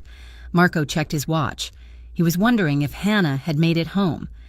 He knew his men were watching her, but the urge to drive by her apartment just to see the light in her window was a constant, maddening itch under his skin. His personal phone buzzed on the table. It was the emergency line, the one only 3 people had. The room went silent as Marco picked it up. He did not say hello. "Report," he said. "Boss." The voice on the other end was breathless, panicked. It was Russo, one of the men assigned to Hannah's detail. "We lost her." Marco felt the blood drain from his face. The room tilted on its axis. He gripped the edge of the heavy mahogany table so hard the wood groaned. "What do you mean? You lost her?" Marco asked, his voice a low, terrifying whisper that carried more weight than a scream. "A van," Russo stammered. "Gray Ford. Plates were mudded. They came out of nowhere at the bus stop on East 8th. We were too far back to intercept. They grabbed her. Boss, they took her." "Did you see the markings?" Marco demanded. "Who took her?" "There was a decal on the back bumper," Russo said. "A Red Hawk. It is Victor Dane's crew." Victor Dane. The name hit Marco like a physical blow. Victor was a butcher, a man who didn't care about business or rules, only about inflicting pain to make a point. Marco hung up the phone. He stood there for a second, the silence in the boardroom deafening. His associates were staring at him. They saw the color leave his face, replaced by a look of such pure, concentrated violence that the union rep took a step back. "Meeting is over," Marco said. "But Mr. De Laurentiis, the contract." "Get out!" Marco roared. He flipped the heavy table, sending papers and water pitchers crashing to the floor. The men scrambled for the exit, terrifyingly aware that the beast they usually kept in a suit had just broken its chains. Marco dialed his second-in-command. "Get the tactical team ready. I want satellite tracking on a gray Ford van heading out of the east side. Call my contact at the Federal Bureau. Tell him I am ready to make the deal. But first, I am going to get her back." He walked out of the office, stripping off his tie as he went. He was no longer a businessman. He was a man whose heart had just been ripped out of his chest, and he was going to burn the city down to find it. Hannah woke up to the smell of mold and damp concrete. Her head was throbbing, a dull, rhythmic ache that matched the pulsing pain in her leg. She opened her eyes. She was in a large, open space.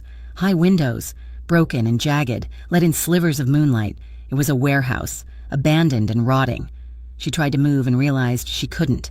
She was tied to a heavy wooden chair, her wrists bound behind her back with zip ties that bit into her skin. Her legs were tied to the chair legs. "Wakey! Wakey!" The voice was smooth, oily. Hannah lifted her head. A man stepped out of the shadows. He was wearing a long shearling coat and smiling as if they were at a cocktail party. Victor Dane. She recognized him from the news, from the dossiers she had frantically Googled weeks ago. "Where am I?" Hannah rasped. Her throat was dry. "You are the guest of honor," Victor said, walking a slow circle around her. He stopped and looked at her leg. He reached out and tapped the plastic shell of her brace with the toe of his boot. "The broken little bird. I have to say, I was expecting a model, or a stripper. Marco usually has more expensive tastes." "Let me go," Hannah said, struggling against the bonds. "I have nothing to do with him." "Oh, you have everything to do with him," Victor laughed. "I have been watching him.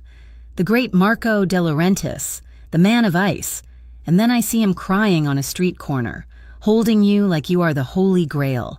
You are his weakness, my dear. And weaknesses are meant to be exploited." He pulled out his phone. "Smile." He snapped a picture of her. Hannah turned her face away, refusing to give him the satisfaction of seeing her cry. "I'm going to send this to him," Victor said, typing a message. "I'm going to tell him that if he doesn't hand over the shipping routes by midnight, I am going to start breaking the parts of you that are not already broken." Hannah felt a spike of terror so sharp it nearly made her vomit. But then she thought of Marco. She thought of the way he had looked at her in the diner, the desperation in his eyes. He would come. She knew it with a certainty that settled in her marrow. "He will kill you," Hannah said. Her voice was shaking, but her chin was up. "If you touch me, he will not give you routes. He will tear this place apart, brick by brick." Victor's smile faltered. He leaned in close, his breath smelling of peppermint and rot. "Let him try." Marco stared at the phone screen. The image of Hannah, tied to a chair, her hair matted to her forehead, her face pale but defiant, burned into his retinas. He was in the back of an armored SUV, speeding through the industrial district. Next to him sat Sal, checking the magazine of a semi-automatic rifle. "We have a location," the driver shouted. "Old textile factory on the waterfront. Thermal imaging shows 6 heat signatures inside." "6," Marco repeated. "Victor and 5 guards." "We go in hot?" Sal asked. "Kick down the doors?" Marco closed his eyes for a second, forcing the rage down, compressing it into a cold, hard diamond of focus. If they went in shooting wildly, Hannah could get hit. Victor would use her as a shield. "No," Marco said, opening his eyes. "We go in quiet. We cut the power. We use the night. I want them blind." He looked at Sal. "And Sal? No kills unless absolutely necessary. I made a deal with the feds. They are 10 minutes behind us. If we turn this into a massacre, the deal is off, and I go to prison for life. I need to be free to take care of her." The SUV skidded to a halt a block away from the warehouse.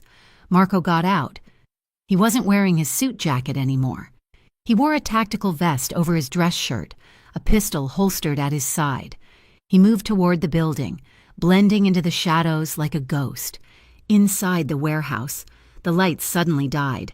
The hum of the overhead lamps cut out, plunging the space into near total darkness. The only light came from the moon slicing through the high windows. "What is that?" Victor shouted. "Check the breaker." Hannah held her breath. She heard the sound of confusion among the guards, footsteps running, a curse, then a sound she would never forget, the soft, wet thud of a body hitting the floor. Then another. Silence. "Marco!" Victor screamed, his voice cracking with fear. "I know you are here. Show yourself." A figure emerged from the blackness behind a stack of crates. It was Marco. He moved with a terrifying fluidity. Gun raised. 2 guards rushed him. He didn't fire. He pistol-whipped the first one with a brutal efficiency and swept the legs of the second, knocking him unconscious before he hit the ground. "Hannah!" Marco called out, his voice raw. "I am here," she shouted. "Center of the room!" Marco sprinted toward her. He reached the chair and holstered his weapon, pulling out a knife. His hands were shaking violently as he sliced through the zip ties on her wrists. "I have got you," he murmured, over and over, like a mantra. "I have got you. Hannah, I am sorry. I am so sorry." The bonds snapped. Hannah threw her arms around his neck, burying her face in his shoulder. He smelled of gunpowder and sweat and safety. "Look out!" she screamed, looking over his shoulder. Victor Dane had emerged from the office on the catwalk above. He had a gun trained on them. "So romantic," Victor sneered. He fired. The bullet sparked off the concrete floor inches from Marco's foot. Marco spun around, shoving Hannah behind him. He positioned his body as a human shield, covering her completely. He drew his gun, but Victor had the high ground and cover. "Drop it!" Victor yelled, "or the next one goes in her spine." Marco froze. He slowly lowered his gun to the floor. "Let her go. Victor, this is between us." "It is all connected," Victor shouted, descending the metal stairs, gun steady. "You are weak, Marco. You let a woman make you soft." Victor reached the ground floor. He walked toward them, eyes wild. He was going to kill them. Hannah could see it. He wasn't interested in leverage anymore. He wanted to destroy the myth of Marco de Laurentiis. Marco was tensed, ready to spring, but Victor was too far away to reach. Hannah looked down. Near the leg of the chair she had been tied to, there was a rusted length of iron pipe, debris from the decaying building. She wasn't helpless. She wasn't just a victim. As Victor stepped closer, gloating, eyes fixed on Marco, Hannah shifted her weight. Her bad leg screamed in protest, but she ignored it. She lunged, grabbing the pipe. "Hey!" she shouted. Victor turned his head, surprised. Hannah swung the pipe with every ounce of frustration, pain, and rage she had held inside for 3 years. It connected with Victor's forearm, the arm holding the gun, with a sickening crunch. Victor screamed. Dropping the weapon, Marco didn't hesitate. He lunged forward, tackling Victor to the ground. He delivered one precise, devastating punch to Victor's jaw. Victor went limp. Marco stood up, breathing hard. He kicked Victor's gun away. Sirens wailed in the distance, getting louder. Marco turned to Hannah. He didn't look at the unconscious man. He didn't look at the doors where the police would be entering in seconds. He looked only at her. He rushed to her, grabbing her face in his hands. You hit him." "He was talking too much," Hannah panted, dropping the pipe. Her legs gave out. Marco caught her. He scooped her up into his arms, burying his face in her hair. "I have got you. We are leaving. Now." Marco refused to take her to a hospital. He knew the police would swarm the ER, asking questions Hannah wasn't ready to answer. Instead, he drove her to a private clinic on the outskirts of the city, a place run by a doctor who owed the De Laurentiis family a life debt. The exam room was quiet and dimly lit. The doctor, a kind man with graying hair, had checked her over, cleaned the scrapes on her wrists, and given her a mild sedative for the pain. He stepped out to give them privacy. Hannah sat on the edge of the exam table. She was still wearing her torn coat. "We need to get you out of these wet clothes," Marco said softly. He moved to help her. His hands, usually so confident, were trembling. He unbuttoned her coat with excruciating gentleness. He helped her slide her arms out of the sleeves. He knelt down to unstrap her leg brace, treating the plastic and Velcro like it was spun glass. He avoided looking at her body in any way that might make her feel exposed. He kept his eyes on the tasks, the buttons, the straps, the fabric. He draped a warm medical gown over her shoulders before helping her slide her shirt off. It was this tenderness, this absolute, reverent respect that finally broke her. The adrenaline crashed, the dam burst. Hannah started to shake. A sob ripped its way out of her chest, followed by another. She covered her face with her hands, crying so hard she couldn't breathe. "Hannah," Marco whispered.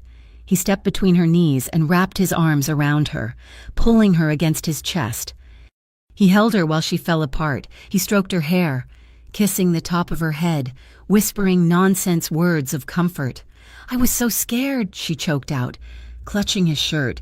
I thought I was going to die in that warehouse." "I know," he said, his voice thick with tears. "I know. I thought I would never see you again," she sobbed. "I thought I would die without telling you that I still love you." Marco went still. He pulled back slightly, cupping her tear-stained face in his hands. His thumbs wiped away the wetness on her cheeks. "You love me?" he asked, his voice breaking. "After everything? After finding out who I am?" "I hate who you are," she whispered, looking into his dark eyes. "But I love who you are with me. I love the man who stood in the rain. I love the man who came for me. I am trying to be him," Marco swore, tears spilling from his own eyes now. "Loving you. It is the only thing that has ever made me want to be someone else, someone better. I am done with the life. Hannah, I am done." She looked at his mouth. She needed to know he was real. "Kiss me," she whispered. He did. It wasn't a smooth, movie star kiss. It was messy and desperate. It tasted of salt and fear and relief. He kissed her like a drowning man finding air. His fingers traced the line of her spine, grounding her, reminding her that she was here. She was whole, and she was his. They didn't go back to her apartment. It wasn't safe, and the memories there were too cold. Marco took her to the penthouse. This time, he didn't take her to the guest room. He led her into his bedroom, a space of soft grays and blues. He helped her into his bed, tucking the high thread count sheets around her. He didn't leave. He sat on the edge of the mattress, still wearing his tactical vest, looking like a sentinel guarding the most precious thing in the world. Hannah reached out and took his hand. "Stay. I'm not going anywhere," he promised. He lay down on top of the covers next to her. He held her hand, his thumb brushing the inside of her wrist, feeling the steady flutter of her pulse. It was the only rhythm that mattered to him now. They lay there in the quiet dark. Occasionally, Marco would lean in and press a soft kiss to her forehead, her cheek, her temple. He touched her as if he was verifying she was still there. There was desire there, a low hum of electricity between them, but it was overshadowed by a profound need for closeness, the intimacy of survival. Hannah watched him in the dim light. The lines of his face were softened by exhaustion. He looked younger. He looked like the man she had glimpsed in the kitchen that night. Not a kingpin, just a man who was tired of fighting alone. "Safe," she whispered, her eyes closing as the sedative and the warmth pulled her under. "Always," Marco whispered back. She fell asleep with his hand wrapped around hers. The monster outside the door kept at bay by the monster who had decided to become a man for her sake. The silence in the penthouse was different now. It was no longer the quiet of luxury. It was the quiet of a fortress under siege. For 3 days following the rescue at the warehouse, Marco De Laurentiis did not leave the apartment. He stood by the floor-to-ceiling windows, watching the city of Riverton churn below him, a glass of water untouched in his hand. He had gotten Hannah back. She was sleeping in the master bedroom, her injured leg propped up on 3 pillows, the bruising on her wrists fading to a sickly yellow. But every time he looked at her, he saw the warehouse. He saw the gun pointed at her spine. He saw the terror in her eyes that he had put there, not by his actions, but by his existence. Protecting her was not enough. He could hire 100 men. He could buy every cop in the precinct. But as long as his name was De Laurentiis, and as long as that name meant King of Riverton, she would be a target.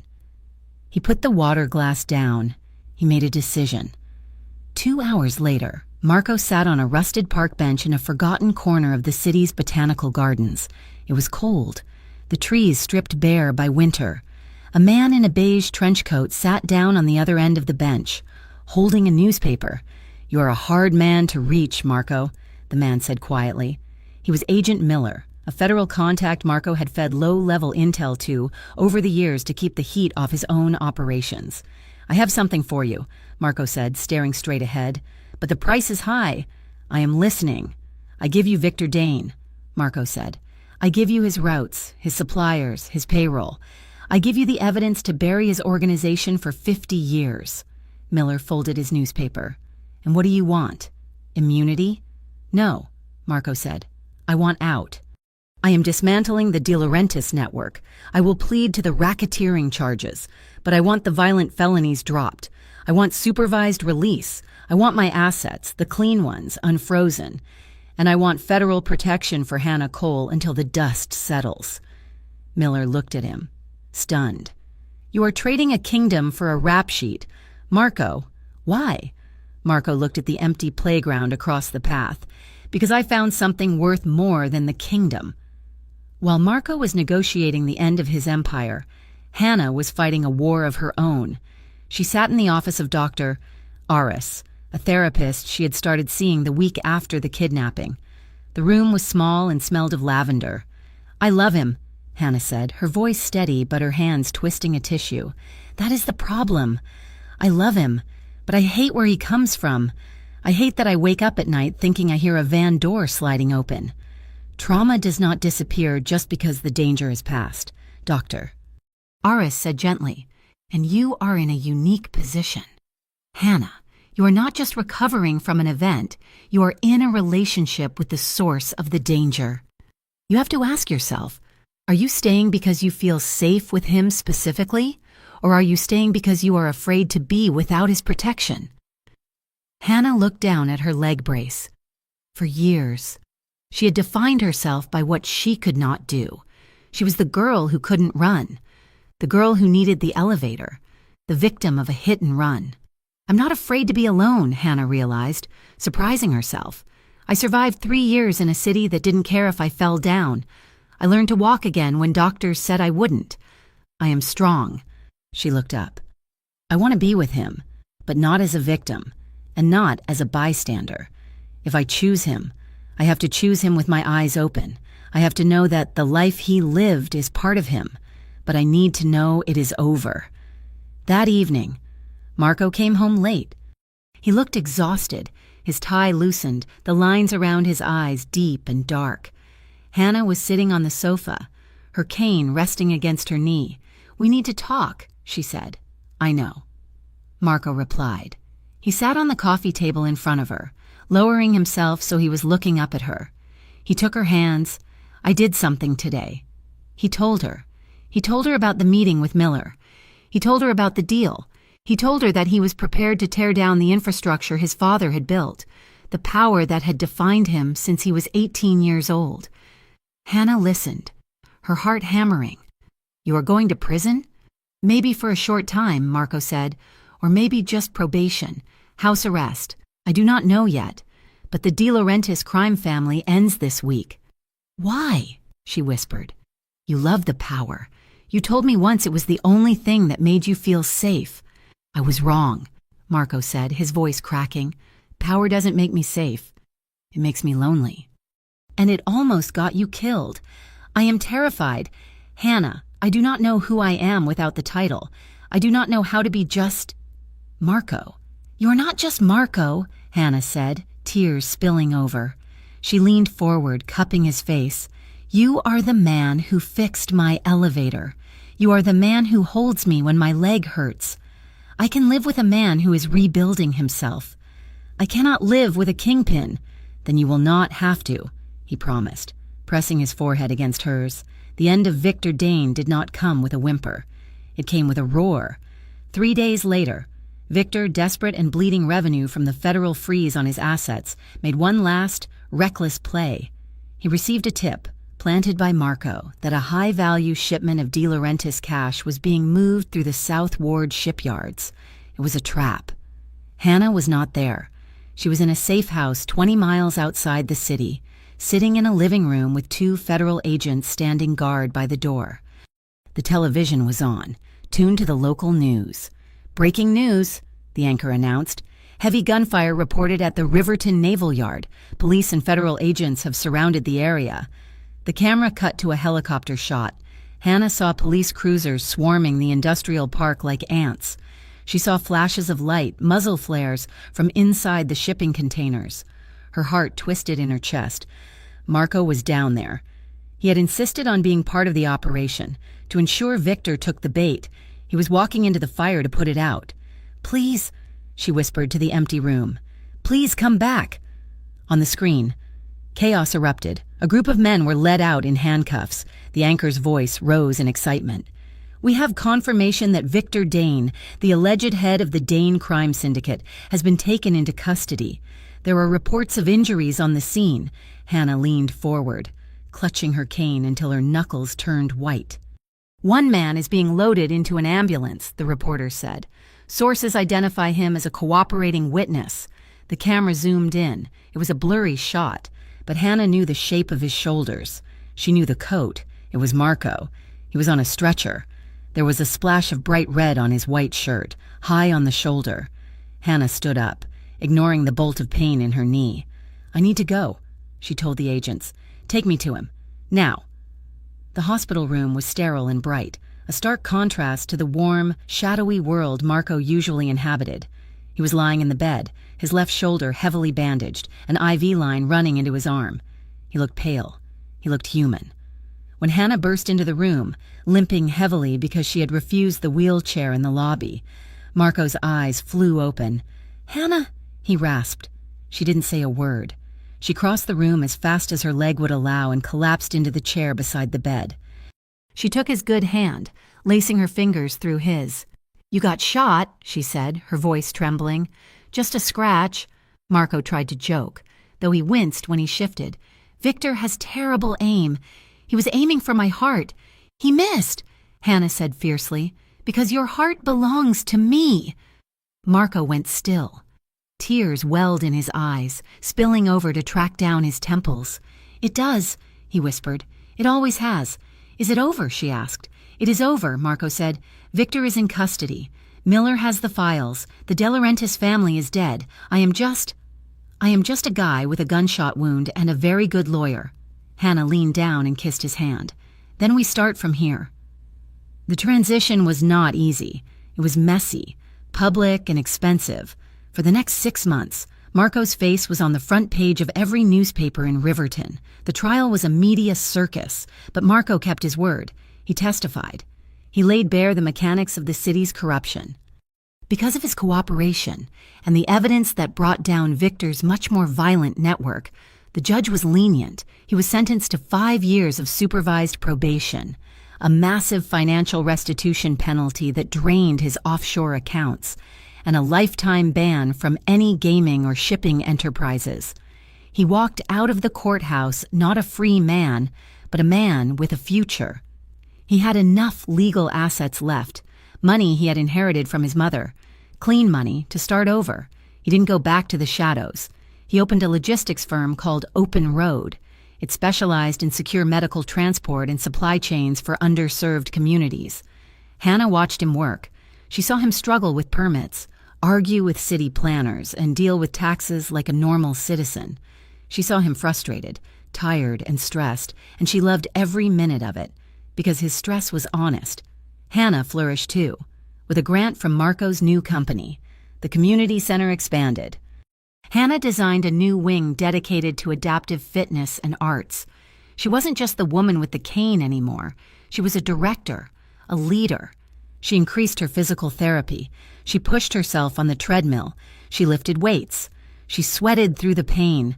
She wasn't trying to fix herself for Marco. She was building a body that could carry the life she wanted to live. It was a Tuesday in October, exactly 1 year since the rainy night they had met. Marco picked Hannah up from the community center. He wasn't driving the black luxury sedan anymore. He drove a sensible, high-end SUV that was easier for her to get in and out of. "I need you to come check something in the East Wing," Marco said, parking the car. The contractor had a question about the flooring. "Now?" Hannah asked, tired. "Can it wait until morning?" "It will only take a minute." Hannah sighed and grabbed her cane. They walked into the building. The hallways were dark. The staff, having gone home for the night, Marco led her to the large multi-purpose room at the end of the hall. He opened the door. Hannah gasped. The room had been transformed. Strings of soft, warm fairy lights were draped across the ceiling, casting a golden glow over the space.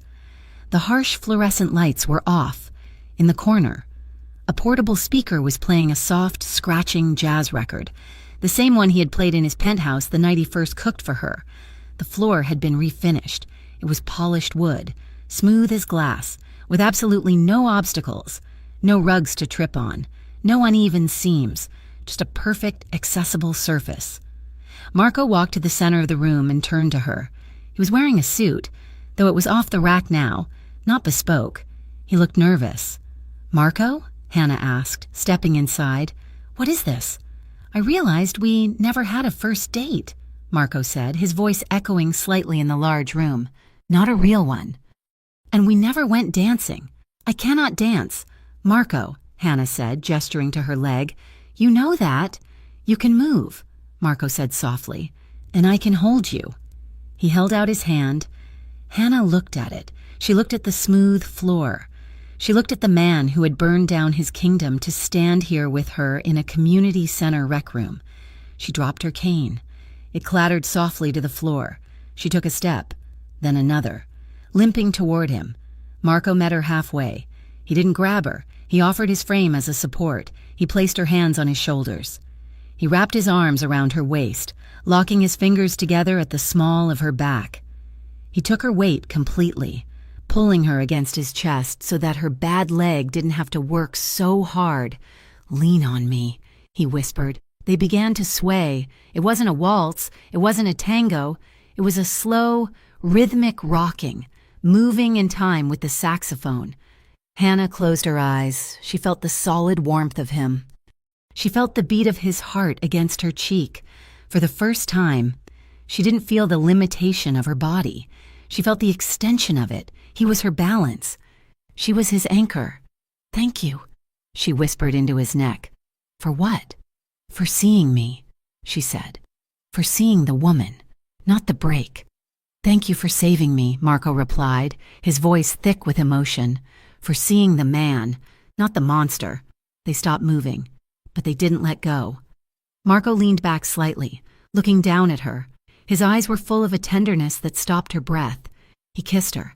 It was a long, unhurried kiss. It tasted of the past year, the fear, the pain, the hospitals, the courtrooms, but mostly it tasted of gratitude.